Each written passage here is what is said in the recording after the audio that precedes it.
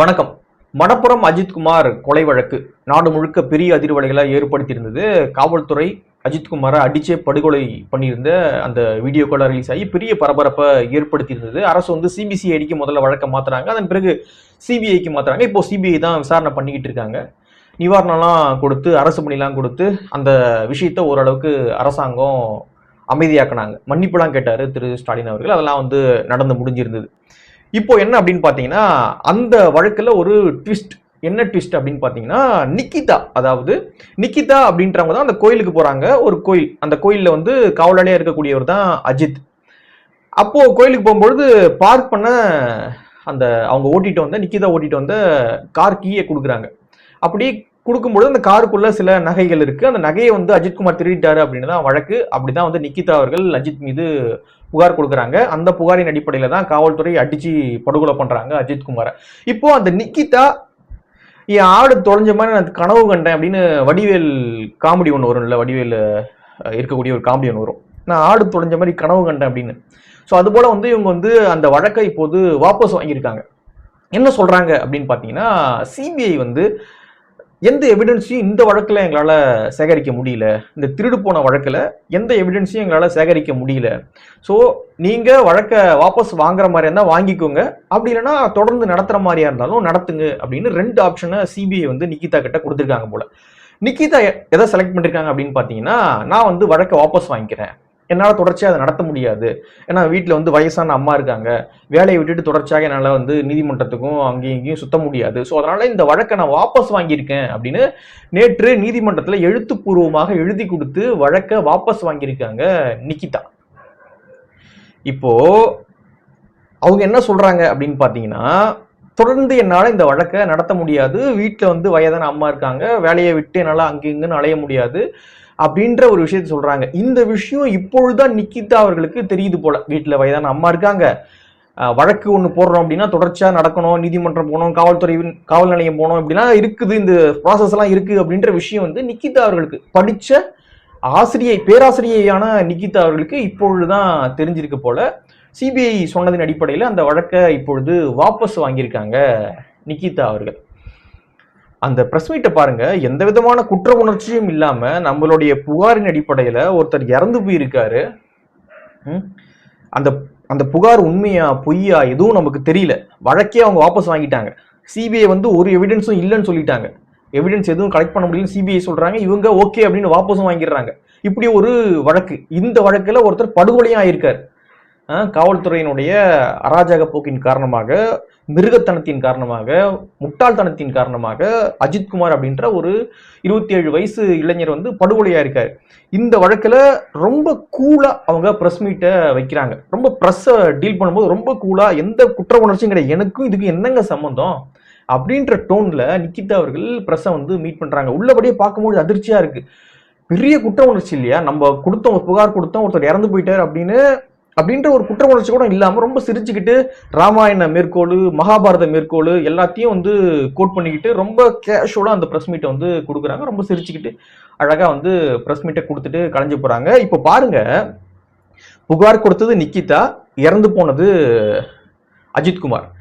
வழக்கை வாபஸ் வாங்கிட்டாங்க. அந்த வழக்கு எந்த அளவுக்கு உண்மை பொய் அப்படின்றது தெரியல, ஏன்னா சிபிஐயால எவிடன்ஸ் கண்டுபிடிக்க முடியல, இவங்களும் ஓகேன்ட்டு வாபஸ் வாங்கிட்டாங்க. சிபிஐ வந்து அந்த வழக்குல எவிடன்ஸ் இல்லைங்க, எவிடன்ஸ் கிடைக்கல அப்படின்னு சொல்லி சொல்றாங்க. அப்படியா, சரி ஓகேங்க அப்படின்னு சொல்லிட்டு இவங்களும் அந்த வழக்கை வந்து வாபஸ் வாங்கிடுறாங்க. காணாம போனது 8-10 பவுன் அப்படின்ற மாதிரி சொல்றாங்க. ஸோ அந்த வழக்கை வந்து இவங்களும் ஓகே அப்படின்னு வாபஸ் வாங்கிடுறாங்க. இப்போ என்னன்னா, அஜித்குமாரோடைய படுகொலைக்கும் நிக்கிதாவுக்கும் எந்த தொடர்பும் கிடையாது அப்படின்ற மாதிரி ஆயிப்போச்சு. இப்போ சிபிஐ வந்து என்ன வழக்கு நடத்திட்டு இருக்காங்க அப்படின்னா, அஜித்குமாரை படுகொலை செய்த காவலர்களுக்கு எதிராக வழக்கை வந்து நடத்திக்கிட்டு இருக்காங்க சிபிஐ. மற்றபடி இந்த வழக்குல இருந்து எஸ்கேப் ஆயிருக்காங்க. அதாவது இப்போ அவங்களுக்கும் இந்த வழக்குக்கும், நிக்கிதாவுக்கும் இந்த வழக்குக்கும் எந்த தொடர்பும் இல்லை அப்படின்ற அடிப்படையில இப்பொழுது அவங்களுடைய தனிப்பட்ட வாழ்க்கையை பார்த்துட்டு அவங்க மட்டும் தனி ரூட்ல போக போறாங்க. இப்போ அஜித்குமார் அவங்களுடைய வழக்குக்கும் நிக்கிதாவுக்கும் எந்த தொடர்பும் கிடையாது அப்படின்ற ஒரு விஷயம். ஏன்னா அந்த திருட்டு வழக்கு தான் இந்த வழக்கோடு, அஜித்குமார் அவர்களுடைய கொலை வழக்கோடு நிக்கிதா அவர்களை கனெக்ட் பண்ணது. இப்போ அந்த கனெக்ஷனும் கட்டு, ஏன்னா வழக்கை வாபஸ் வாங்கிட்டாங்க, இப்போ கனெக்ஷனும் கட்டு. இப்போ நிக்கிதா தனி ரூட்ல போயிட்டு இருக்க போறாங்க. சிபிஐ வழக்கு நடத்துறது வந்து அந்த படுகொலைக்கு எதிராக காவல்துறை அந்த அதிகாரிகளுக்கு எதிராக சிபிஐ இப்போ வழக்கு நடத்திக்கிட்டு இருக்காங்க. எப்படி போய் எங்க வந்து எப்படி முடிஞ்சிருக்கு பாருங்க. இப்போ நிகிதாவுக்கும் இந்த வழக்குக்கும் சம்பந்தமே இல்லை அப்படின்ற நிலைக்கு போயிருக்கு. இப்போ நிகிதா அவர்கள் புகார் கொடுக்குறாங்க, அந்த அடிப்படையில காவல்துறை விசாரிக்கிறாங்க, விசாரிச்சு காட்டு மிராண்டி தனமா அடிக்கிறாங்க, அஜித்குமார் இறந்து போறாரு. அதன் பிறகு நிவாரணம், ஸ்டாலின் மன்னிப்பு, இது எல்லாமே வந்து கேட்டு நடந்து முடியுதுங்க. இப்போ அந்த வழக்குக்கும் நிகிதாவுக்கும் சம்பந்தம் இல்லை அப்படின்னு ஆகி போச்சு. வழக்கு வந்து சிபிஐ நடத்திக்கிட்டு இருக்காங்க. காவல்துறைக்கு எதிராக, அந்த சம்பந்தப்பட்ட காவல் அதிகாரிகளுக்கு எதிராக சிபிஐ வழக்கை வந்து நடத்திக்கிட்டு இருக்காங்க. இது ஒரு பக்கம் அப்படியே போயிட்டு இருக்குன்னு வச்சுங்களேன். அதன் பிறகாச்சு வந்து தமிழ்நாட்டில் அந்த கஸ்டோடியல் டெத் அப்படின்ற விஷயம் வந்து நின்றுச்சா அப்படின்னு கேட்டிங்கன்னா கிடையாது. ரீசெண்டாக கூட ஆகாஷ் அப்படின்ற ஒரு சின்ன பையன், 26 வயசு பையன் வந்து கஸ்டோடியல் டெத்தில் இறந்து போயிருக்கான் அப்படின்னு குற்றச்சாட்டு நீதிமன்றத்தில் வழக்கு நாளைக்கு விசாரணைக்கு வருதுன்னு நினைக்கிறேன். திரும்ப நாளைக்கு விசாரணைக்கு வருது அப்படின்ற மாதிரி செய்தி. ஸோ வந்து அந்த பிரேத பரிசோதனைலாம் வந்து வீடியோ கவர் பண்ணியிருக்காங்க. அப்புறம் சிசிடிவி காட்சிகள் நிறைய வந்து சேவ் பண்ணி வச்சிருக்காங்க, நிறைய பாதுகாத்து வச்சிருக்காங்க அப்படின்ற செய்திகள்லாம் வந்துகிட்டு இருக்கு. நிறைய கட்சி தலைவர்கள்லாம் அங்கே போயிட்டு பார்த்துக்கிட்டு இருக்காங்க அப்படின்ற செய்தி. ஸோ மடப்புறத்தில் அஜித்குமார் அவர்களுடைய கஸ்டோடியல் டெத் நடக்குது. அதன் பிறகு வந்து ஸ்டாலின் மன்னிப்பு கேட்கிறாரு. அதெல்லாம் ஒரு பக்கம் போயிட்டு இருக்கும் பொழுது, அதன் பிறகாச்சு அந்த அந்த அந்த கஸ்டோடியல் டெத் அப்படின்ற அந்த காவல்துறையினுடைய அந்த மூர்க்க தனம் இருக்குல்ல, அது குறைஞ்சுதா அப்படின்னு கேட்டிங்கன்னா அது குறையவே இல்லை. சாத்தான்குளம் படுகொலை வழக்கில் கூட அதன் பிறகு பாருங்க, சாத்தான்குளத்தில் வந்து அந்த சம்பவம் நடக்குது. அதன் பிறகு திமுக ஆட்சிக்கு வராங்க. திமுக ஆட்சிக்கு வந்தது கிட்டத்தட்ட 25 கஸ்டோடியல் டெத் நடந்திருக்குன்றாங்க. 25 கஸ்டோடியல் டெத் நடந்திருக்கு. நீதிமன்றத்தில் வந்து நீதிமன்றம் கண்டிக்கிறாங்க. அப்படின்னா வந்து திமுக வந்து சும்மா பேச்சு மட்டும்தான் இருக்கு அப்படின்ற அளவுக்கு தான் இது வந்து காட்டுது. சம்பந்தமே இல்லாம அஜித்குமார் வந்து இறந்து போறாப்புல, சம்பந்தம் இல்லை. ஏன்னா சிபிஐ சொல்றாங்க எங்களால எவிடன்ஸே கண்டுபிடிக்க முடியல இந்த வழக்குல அப்படின்றாங்க. அப்போ சம்பந்தமே இல்லாம ஒரு ஆளை அடிச்சு கொண்டு இருக்கானுங்க. சரி, எவிடன்ஸ் ப்ராப்பரா இருக்கு, காவல்துறை கிட்ட இருக்கு அப்படின்னும் பொழுது கூட சரி ஏதோ ஒரு லாஜிக் இருக்குன்னு சொல்லலாம். ஆனா சிபிஐ சொல்றாங்க இந்த வழக்குல, திருட்டு வழக்குல எவிடன்ஸே எங்களால கண்டுபிடிக்க முடியல, வழக்கு வாபஸ் வாங்கி நிக்கிதா ஓடிட்டாங்க. ஆனா காவல்துறை அடிச்சு அஜித்குமாரை கொள்றாங்க அப்படின்னா அப்பாவிகள், பட்டியல் சமூக மக்கள், இவங்க மீதுதான் காவல்துறை இவ்வளவு மூர்க்கமா நடந்துக்குது. இப்படி மூர்க்கமா நடந்து கொள்ளக்கூடிய காவல்துறைக்கு துணை போது திராவிட மாடல் அரசு. போலீஸ் ஸ்டேட்டா இது? இல்ல போலீஸ் ஸ்டேட்டா இது? ஜெய்பீம் படத்தை பார்த்து நாங்க வந்து என் கண்ணில் கண்ணீர் வந்துருச்சு, எமர்ஜென்சி காலம், மிசா காலம்லாம் என்னுடைய நினைவுக்கு வந்துருச்சு அப்படின்னு ஸ்டாலின் அவர்கள் பேசினார். ஆனா இவர் ஆட்சி பண்ணக்கூடிய தமிழ்நாட்டில் 25 கஸ்டோடியல் டெத் 5 வருஷம் நடந்திருக்கு அப்படின்னு நீதிமன்றம் கண்டிக்கிறாங்க. என்ன ஆட்சி நடந்துகிட்டு இருக்கீங்க? என்ன ஆட்சி நடந்துகிட்டு இருக்கு? பாரஞ்சித் அவர்கள் ஒரு பதிவு ஒன்று போட்டிருக்காரு. தொடர்ச்சியா பட்டியல் சமூக மக்களுக்கு எதிராக இந்த ஆட்சி இருக்கு அப்படின்ற மாதிரி ஒரு பதிவு போட்டிருக்காரு. பாருங்க, மாநிலத்தின் சட்ட ஒழுங்கு மோசமான நிலையில் இருக்கிறது.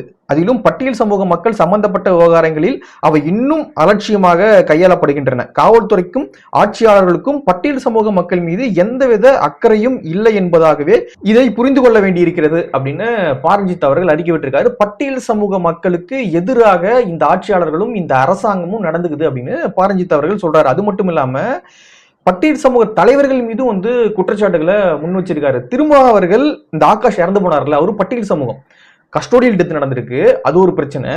அந்த கஸ்டோடியல் டெத் வந்து பட்டியல் சமூக இளைஞருக்கு எதிராக நடந்திருக்கு, அது இன்னும் கூர்மையான பிரச்சனை. ஆனா திருமாவளவர்கள் அங்க போயிட்டு என்ன ஏது அப்படின்னு இதுவரைக்கும் அட்ரஸ் பண்ணவே இல்லை. என்ன உங்களுக்கு அழுத்தம், என்ன பிரச்சனை?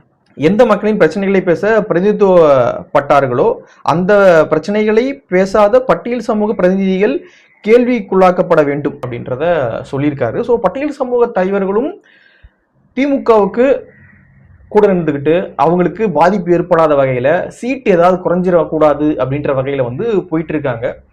ஸோ மிக மோசமான ஒரு நிலையில் இன்னைக்கு தமிழ்நாட்டினுடைய சட்ட ஒழுங்கு இருக்கு. திராவிட மாடல், அந்த மாடல், இந்த மாடல்ன்றீங்க. ஆனால் திமுகவுடைய ஒர்க் இருக்குல்ல, ஒர்க் அப்படி கிடையாது. அவங்களுடைய வாய் மட்டும், இந்த வடிவேல் படத்துல என்ன வாய் மட்டும் வேலை செய்து மற்றதெல்லாம் அப்படியே இருக்கு அப்படின்னு, அது போல வந்து வாய் மட்டும் தான் பேசிக்கிட்டே இருக்க தவிர கிரவுண்ட்ல அது வந்து ரிஃப்ளெக்ட் ஆகுதா, கிரவுண்ட்ல இவங்களுடைய அந்த சித்தாந்தம்லாம் ஒர்க் ஆகுதா அப்படின்னு கேட்டீங்கன்னா ஜீரோ.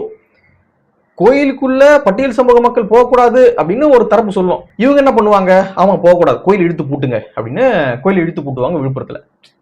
புரியுதா? இதுதான் இவங்களுடைய சமூக நீதி. இவங்க வந்து சாத்தான்குளத்துக்கு பொங்குவாங்க. கொரோனா காலத்துல வந்து போகக்கூடாது அப்படின்னு ரெஸ்ட்ரிக்ஷன் இருக்கும். ஆனா அதை தாண்டி பாஸ் வாங்கிட்டு தான் போகணும்னு இருக்கும். ஆனா பாஸ் வாங்காம கூட இவங்க ஓடுவாங்க. ஆனா இவங்களுடைய ஆட்சியில நடக்கும் பொழுது கனிமொழி, உதயநிதி அவர்கள் இவங்க எல்லாருமே வந்து மௌன விரதத்துல அப்படியே இருப்பாங்க. இவ்வளவுதான் இவங்களுடைய சமூக நீதி, முற்போக்கு, இதெல்லாம் சோகால்டு எல்லாம் சோகால்டா சுத்திக்கிட்டு இருக்காங்க. என்ன சொல்றதுன்னு தெரியல. அப்பாவி அஜித்குமார் தான் படுகொலையானது மிச்சம். அஜித்குமார், இப்போ ஆகாஷ், இன்னும் என்ன நடக்க போகுதுன்னு தெரியல. இது வேற இன்னொரு தடவை இவங்க ஆட்சிக்கு வர போறாங்களாம். இப்போ 25-26 கஸ்டோடியல் டெத்து, இன்னும் எத்தனை கஸ்டோடியல் டெத்து அந்த 5 வருஷத்துல நடக்க போகுது அப்படின்னு தெரியல. ஆட்சிக்கு வரப்போறான்னு சொல்றாங்கல்ல, வந்தா நடக்கணும்ல. ஏன்னா செயல்ல ஒண்ணுமே இல்லையே. சரி, பார்ப்போம் என்ன உங்களுடைய கருத்து அப்படின்றத கீழே கமெண்ட்ல பதிவு பண்ணுங்க. நன்றி.